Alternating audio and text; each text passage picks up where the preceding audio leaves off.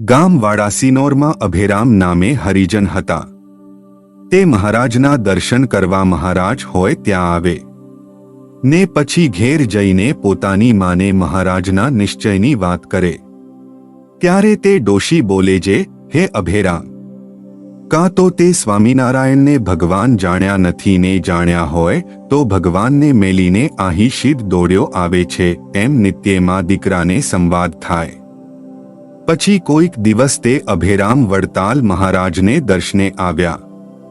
ત્યારે તેને મનમાં એમ થયું જે ડોશી પીરમાં મારે મોસાળે આવ્યા છે, તેને અહીં તેડી લાવીને મહારાજના દર્શન કરાવું તો સારું. એમ વિચારીને પીર ગયો ને ત્યાંથી ડોશીને તેડી લાવી મહારાજના દર્શન કરાવ્યા.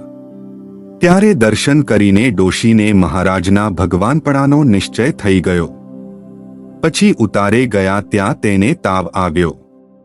પછી તે ડોશી બોલ્યા જે અભેરામ મને મહારાજના દર્શન કરાવ. પછી અભેરામે મહારાજ પાસે જઈને કહ્યું મારી ડોશીને તાવ આવ્યો છે, તેને તમે દર્શન દેવા પધારશો. ત્યારે મહારાજ કહે હા ચાલો. પછી મહારાજ તે ડોશીને દર્શન દેવા પધાર્યા ને દર્શન દઈને પાછા ઉતારે આવ્યા. ત્યાં ડોશીએ દેહ મેલી દીધો. જય સ્વામિનારાયણ.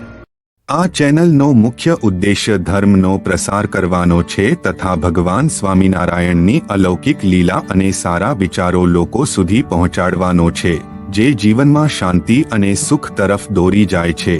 આ ચેનલ પરથી જે પણ ધનરાશિ પ્રાપ્ત થશે તેમનો ઉપયોગ સમાજ સેવા, ગૌસેવા તેમજ લોક ઉપયોગી કાર્યોમાં થશે.